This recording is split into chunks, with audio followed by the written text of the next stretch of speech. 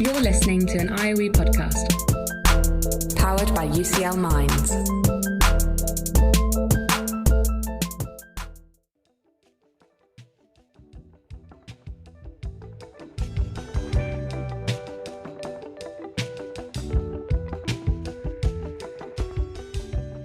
This is Academia et al., the podcast for anyone and everyone figuring out life in academia.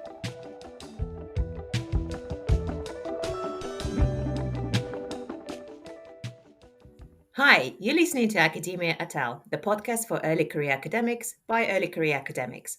I'm Alina, a senior research fellow in demography at IOE UCL's Faculty of Education and Society. I'm a co-host for this podcast, and like you, I'm an early career academic just trying to figure it all out. In this episode, we're going to discuss media engagement as one form of making an impact. We will answer some very practical questions.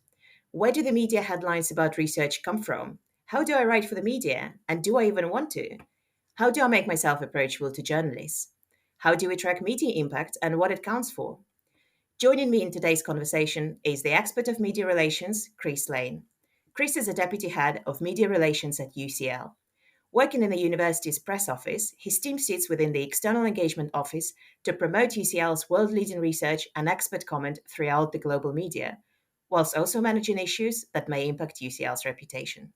Hi there. Thanks very much for having me on. Thank you, Chris.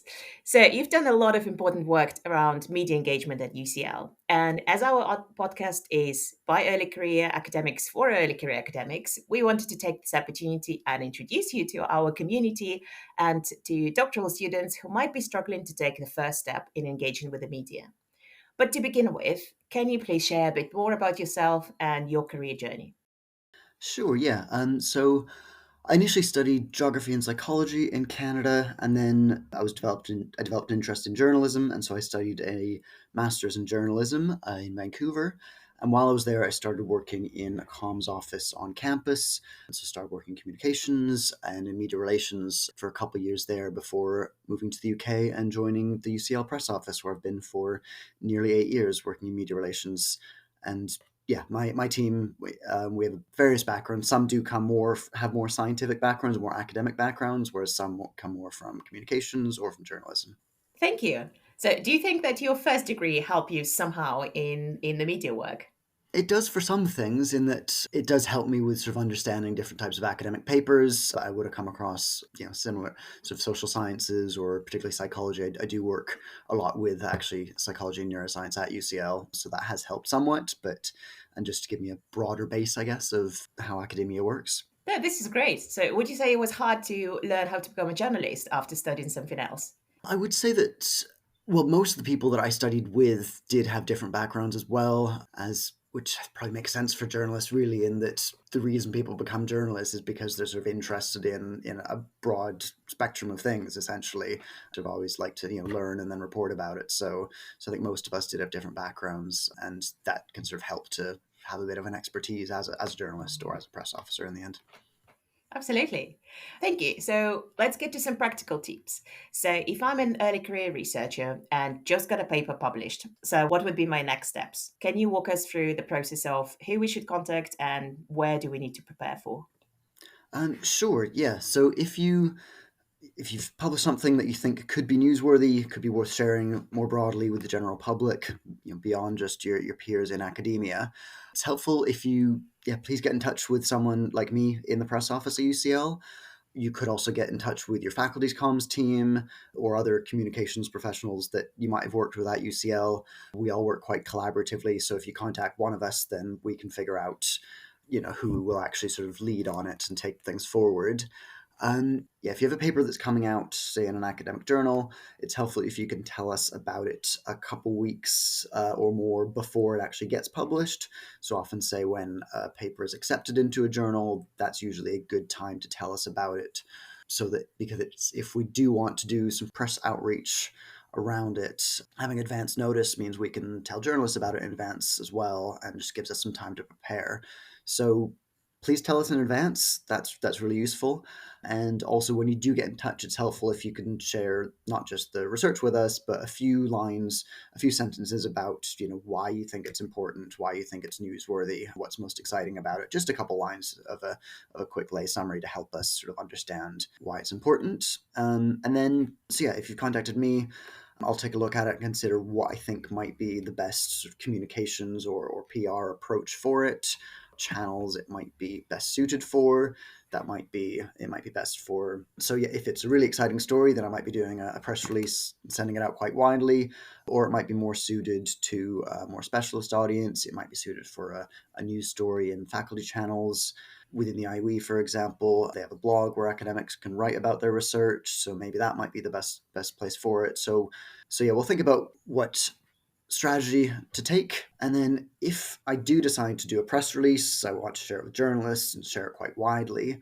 So generally the process I would go about is I'd like to talk to the academic initially, hear their take on it. They can answer whatever questions I might have, and then once I've sort of understood it, heard their take on it, then I would draft the release myself. We don't expect academics to sort of write their own press releases. We can do that for you. We can write up the press release.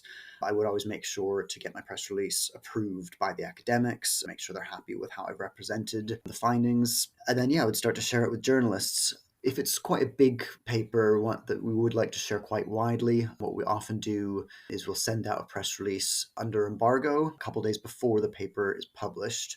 So the way that works is, say if the paper's coming out on a Thursday morning, we'll send out a press release on a Tuesday so that journalists have, but just to journalists, so it's shared privately under embargo, so that they have a couple days to review the findings, maybe speak to the academic about it before they're allowed to actually publish anything. So all of this does take quite a bit of time. So yeah, please tell us well in advance is probably the main point. Thank you for sharing all that. So for someone who'd never done that before, can you talk a little bit about the difference between the press release or the paper? So it's genuinely, in my understanding, it's something short and it's something that lay audience can understand. So usually all the complex stuff about coefficients and associations is being translated into what your granny would understand. Is that basically more or less it? Yeah, that's pretty good. Yeah, so the way that we would write a press release is, so it's going to be in plain English. So yeah, not using sort of academic language. Sometimes you might need to use a bit of academic language, but only if it's really clearly explained. Yeah, something your granny stands as a good way of thinking about it. We would say the way we write is we're sort of assuming the reader doesn't really know anything about this particular topic.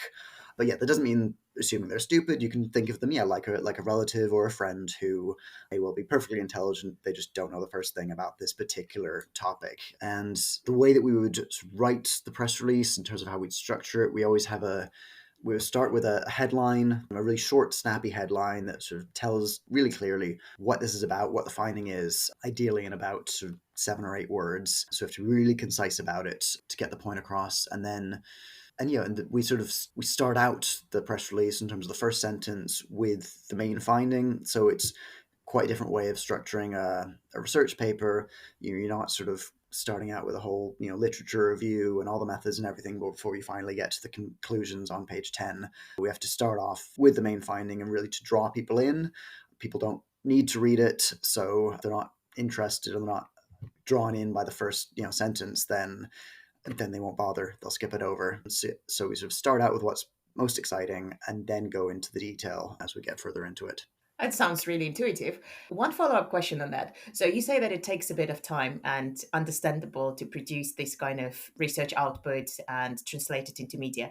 And then around the embargo time and the article being actually published, it seems to me that the universe speeds up and somehow the journalists pick it up so quickly and write their stories in literally 24 hours to have it on the same day as the article is published. How do they do their job that quickly? Because there's millions of articles that get out every day with loads of press releases, even just within the UK. Yeah, journalists do work really quickly. They do have to be working on multiple stories every day, churning out multiple stories every day.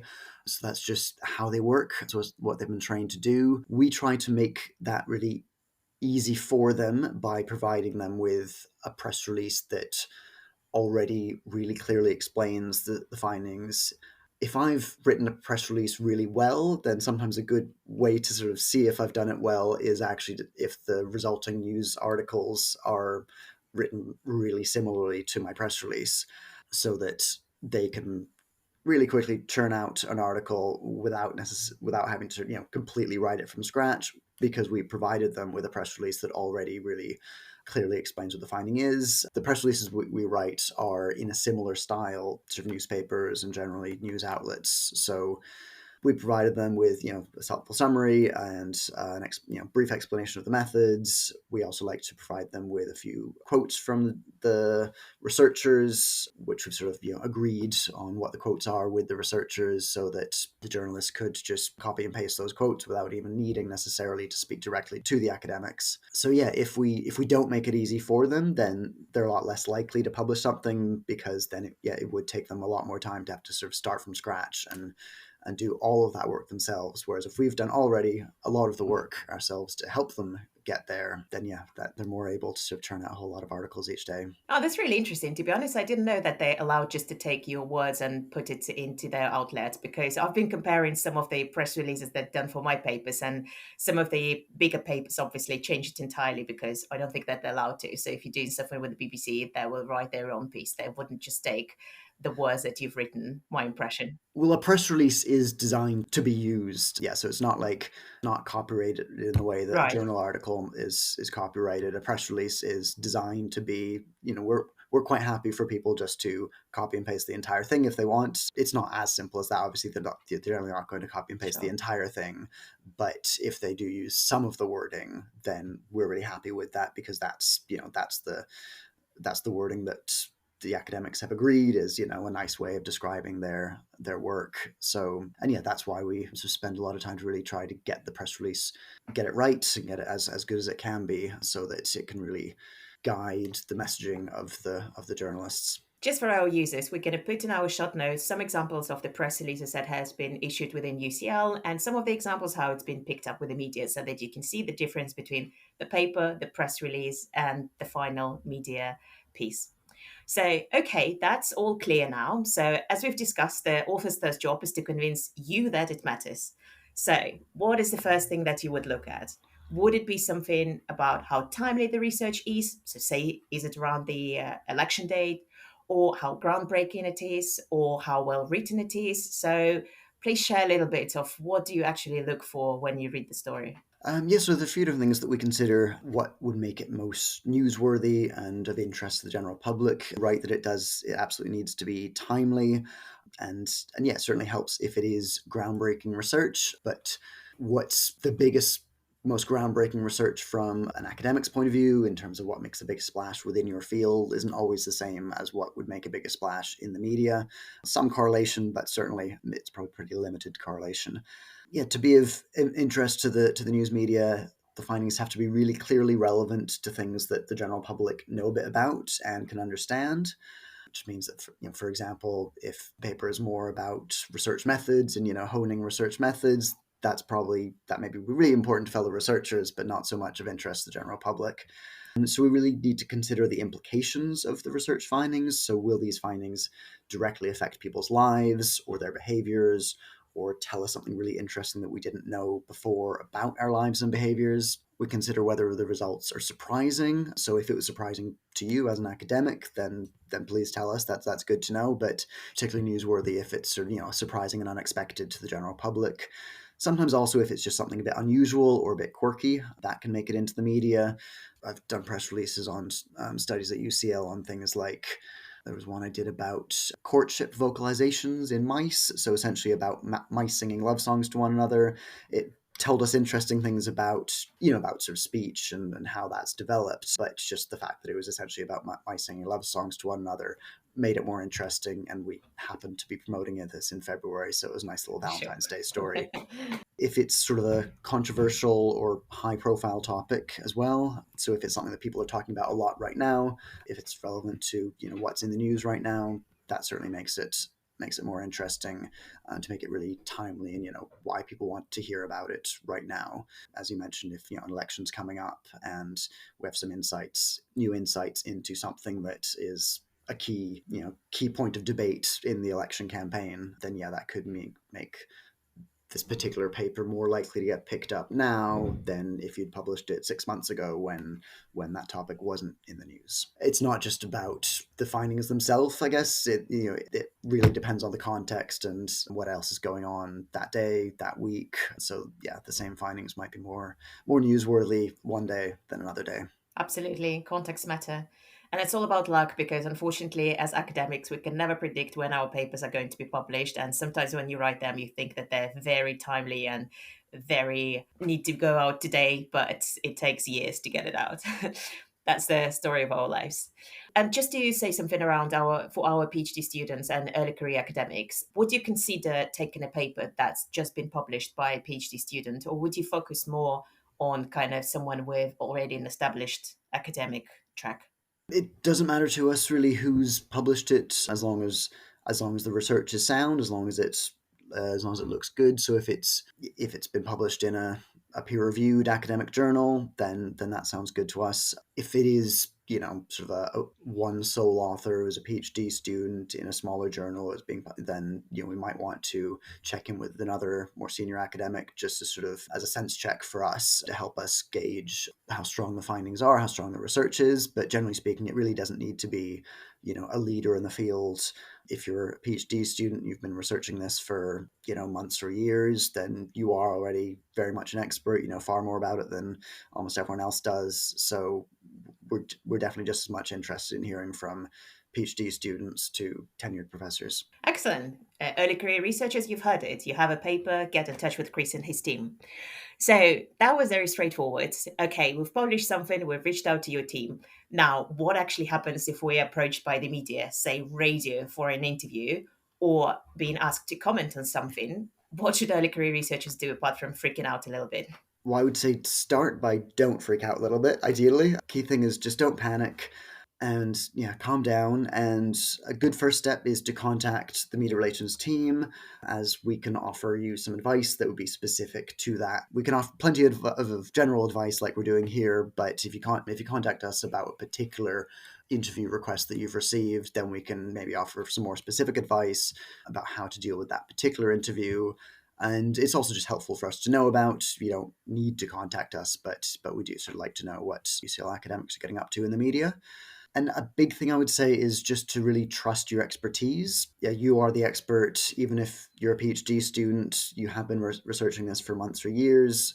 So yeah, you know a thousand times more about this than most people know about it. People who aren't in your field. A journalist has contacted you clearly because they think you have something interesting to say. They're interested. They think their listeners or their readers will be interested.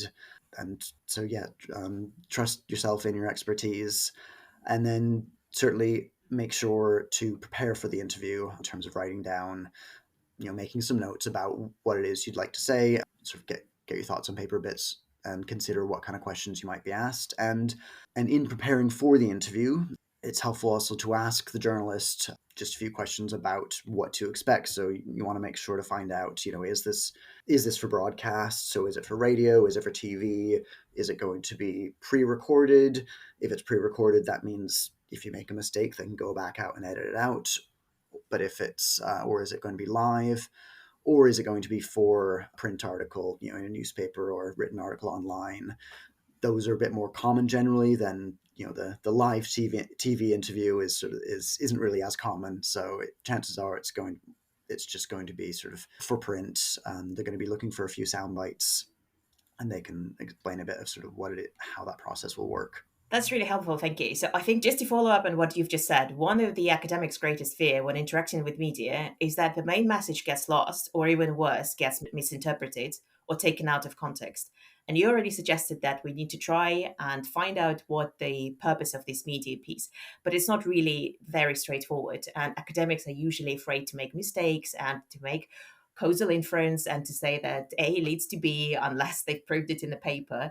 But what journalists always want is, so what does it mean for the bigger picture, for the actual real world? These are the kind of questions that we fear because we are specifically told to only talk about in this sample we found out that A and B are related. So do you have any tips on that?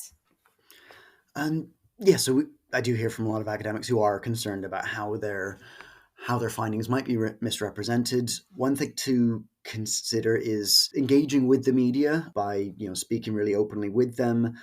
That helps journalists to get it right. That helps reduce the risk that they're going to misrepresent it, in the sense that they could still report on the story without talking to you directly, and then they're more likely to get it wrong. So you can really help them to understand if you speak to them and engage with them really openly. One thing to keep in mind about journalists is the way that they would be interviewing an academic isn't the same way they'd be interviewing, say, a politician. They're not going to be grilling you and trying to catch you out. They're on your side.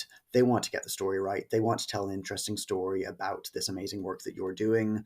So they're working with you on that, really. So just one thing to kind of calm yourself down. And then in terms of to prepare for the interview, a few tips I'd say for how to prepare is to just really think about what the story is you're trying to tell, what agenda you might have in terms of what messaging you're trying to get across, what do you want people to take away from the story.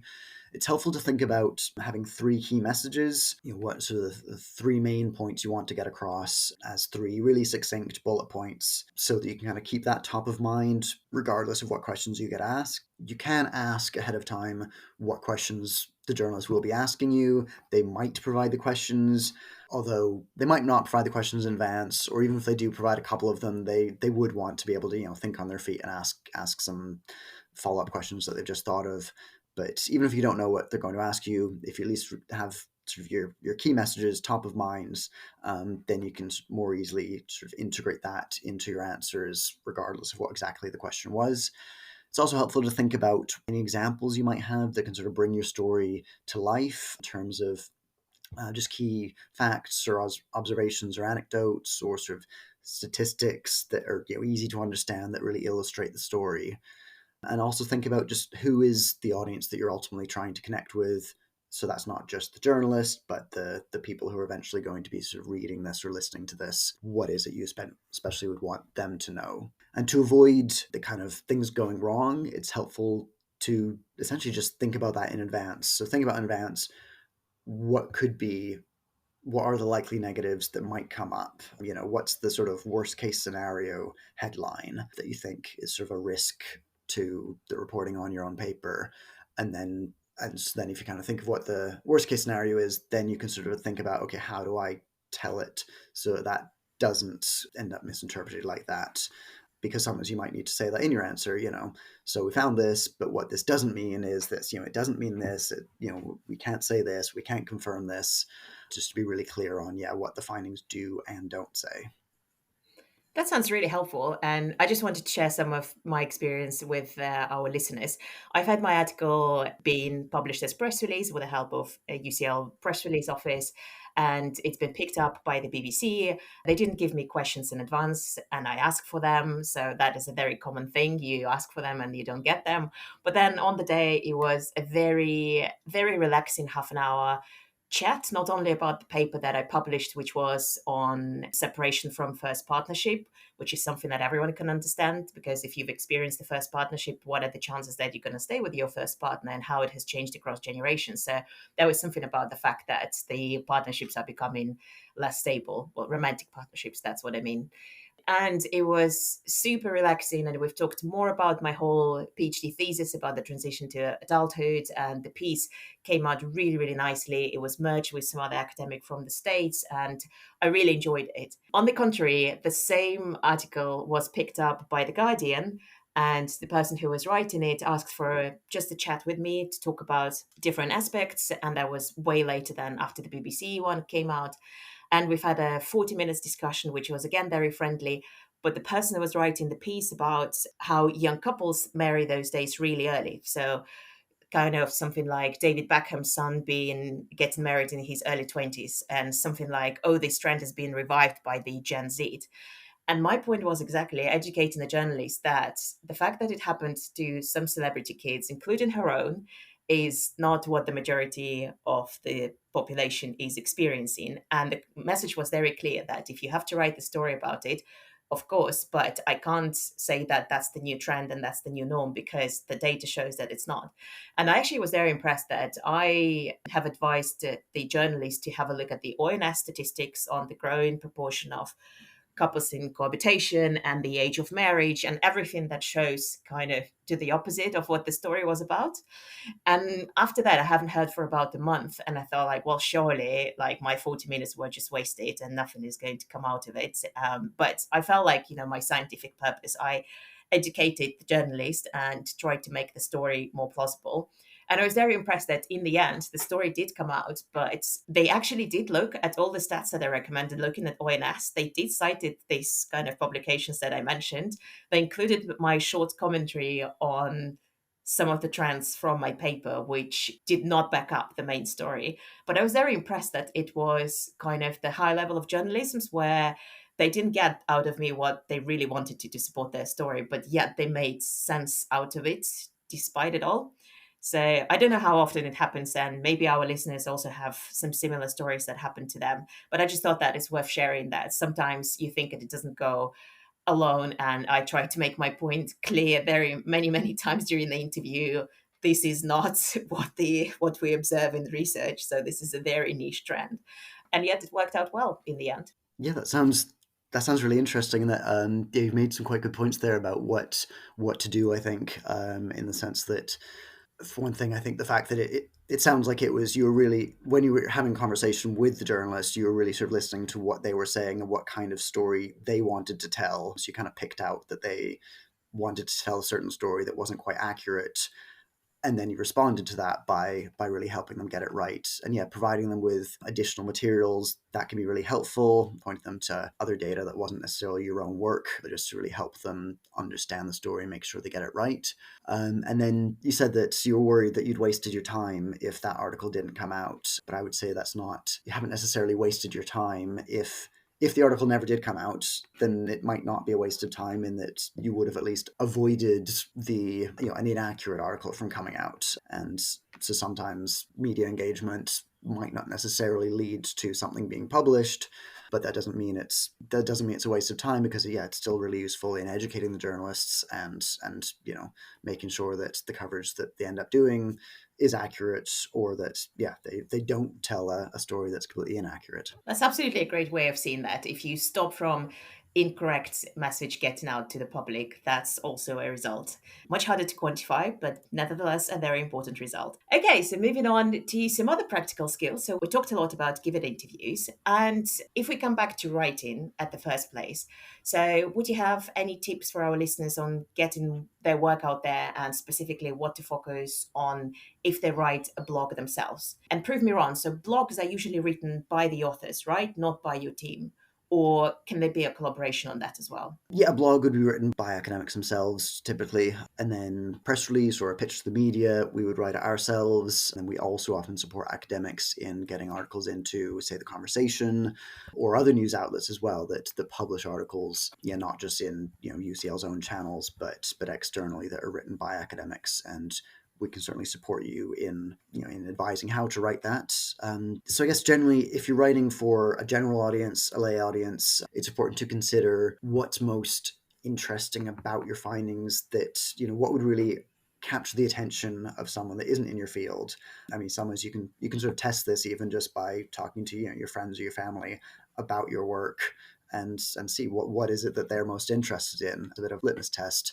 But also, of course, a comms professional like me, we can also help you with that. But often the sort of headline of your story, the key finding, might not actually be the key finding of your research. There might be something else that's a bit more interesting to a general audience. In writing a news article, writing something for a general audience, we always have to start with a really short, snappy headline, and then lead with sort of the key finding. You have to be able to really succinctly explain what the story is. So for our press releases, we always have a sort of one sentence lead sentence, and that tells the whole story in one sentence. Later in the piece, we'll go into more detail, but yeah, you need to be able to find a way of sort of saying what the story is in just one sentence before then getting into more detail. And yeah, just try to be really clear and write really in plain English, avoid technical terms, avoid academic terms that the general public might not understand. You may have been using these terms for a decade, but just need to keep in mind that they might not be as obvious to the general public.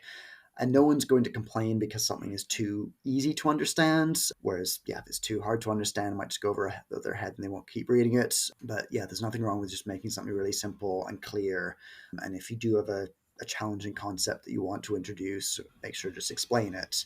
And also try to really make every line count. So particularly as someone is reading through the piece, each sentence has to sort of keep their interest in reading the next sentence, which is why we tend to keep a lot of the detail we might leave a bit more towards the end of the piece. So we'd sort of start out with, what's the main finding, what's most important, what are the key implications? And then we sort of go into the methods and, maybe some kind of further questions, opportunities for further research and things towards the end, just for the people that are really interested, have made it all the way to the bottom of the page. Yeah, that's really helpful. I think one thing I wanted to add is to kind of stand your ground. And especially I've heard a lot of stories then when writing for conversation, the conversation's editorial team is huge and you never know what kind of expert you get and what are their views on specific topic. And I've heard a lot from colleagues that they had to delete the messages that were added last minute because they do not support the findings of the researchers, but the editor thought that that's a good kind of big headline phrase. And I think that's usually hard to, especially in your early career, to know how to say no to certain things that the editor might be trying to bring in. I think that's kind of one of the challenges, I would say. Yeah, and just explain why it is that you feel that way, why it is that this really has to be in there, it's super important, or why is it that this particular phrasing isn't correct, and just take the time to explain to an editor, a journalist who isn't an expert in your field. And it might seem like they're sort of pushing back, they want to do things a certain way, but once you've just explained why it is that this message has to get across in a certain way, once they understand, they may well entirely agree with you. Okay, so we come in closer to the end of our conversation, and I only have two questions left. So one of them is about training. So I know UCL offers a lot of media and engagement training. Can you talk a little bit more about what to expect at this and how our listeners may engage with this? Yeah, so UCL's media relations team, we offer media relations training sessions both centrally through organizational development that are open to academics across UCL, and that'll be open sort of anyone from PhD students to senior research staff. And we also offer training sessions that are specific to different faculties that we do offer those pretty regularly, working with faculty communications teams. Through that, most of them are offered as webinars, but we do sometimes also offer in-person ones. We cover who a lot of what we talked about today. Essentially, we cover who the media relations team is, who we are, what we do, how we get UCL into the media. We talk about the benefits of doing media engagement, how it can benefit you, and how it can benefit the general public. Essentially, we talk about how we go about promoting research and expertise. We talk about what stories hit the news, in terms of which kind of research stories are more likely to get covered, and the different news and media channels that might cover your stories. And we also do go through some examples in depth to explain exactly how we got the results that we did, and also exactly why these particular examples why these were strong stories, and why we covered those, and why journalists were particularly interested in them. That sounds really good. So everyone who's listening, sign up to those courses if you want to learn more and if you want to have your hands-on on some practical examples, which are impossible in a podcast format. We've learned a lot today. Thank you, Chris. To finish on a philosophical note, one last question. We've learned that there are many ways to engage with media and how to disseminate our work. Can you share some of your final thoughts on the benefits of engaging with media? Yeah, so one key obvious benefit is that, of course, it sort of raises your profile, and that in doing that, it raises UCL's profile.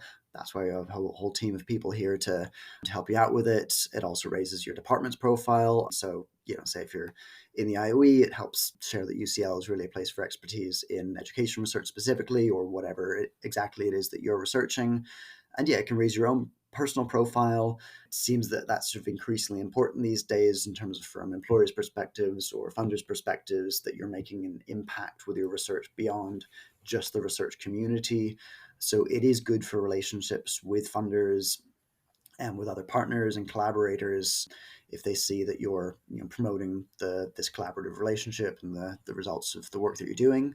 I think another argument is that most of the work done at UCL is publicly funded, and I think that so the public sort of has a right to know where their money's going, essentially. So publicly funded research should be communicated to the public, and it helps just to showcase the value of universities, and so that people know why it's important that universities are funded and that research is funded because of, if we tell them what the results are.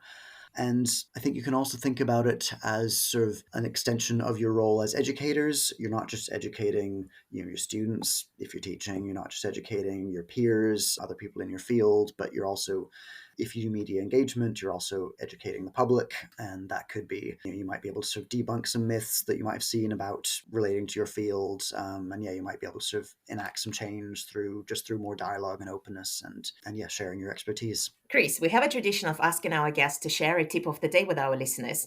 What would be your one tip of engaging with media today? I would say my top tip would be to trust yourself and trust your expertise. You don't need to be the top expert in the field. You've been researching this for months, you've been researching this for years, you know 1,000 times more about this topic than most people outside of your field. So trust that you are an expert, and that also that journalists are on your side. They're not trying to catch you out. They're just trying to tell a really interesting story, and it's a collaborative thing dealing with the media to get the best story across. One thing to add, if you want to be approached by media journalists, register at expert@UCL. You can find the link in our show notes. And this is the database of UCL experts. And it would be much easier for the journalists to find you if you register there. Chris, thank you so much for your time and expertise today. Thanks very much, Alina. Thanks for having me on. And I hope this has been really useful for our listeners. Thank you for listening to Academia et al. I'm Alina Pelikh, and thanks for joining us today. This season has been brought to you with the support from the Doctoral School Researcher Networks and Academic Societies Fund. You can follow the IUE Early Career Network on X, their website formerly known as Twitter, at IUE_early career. If you liked what you've heard, have suggestions for content, or want to be our next podcast guest, send us an email at iue.earlycareer@ucl.ac.uk. And a quick favor before you go. If you're listening on Apple Podcasts or Spotify, we'd really appreciate it if you could give the IUE podcast a rating. 5 stars would be nice if you're really enjoying the show. And that will also help us to reach more people who would be interested in hearing about us. Thanks for listening.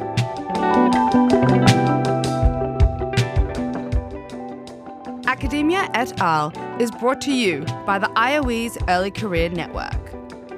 This podcast is presented by Dr. Kerry Wong and Dr. Alina Pelikh. The theme music was created by Ronnie Shu. Amy Leibowitz is the series producer, and Sarah Jane Grigori is the executive producer.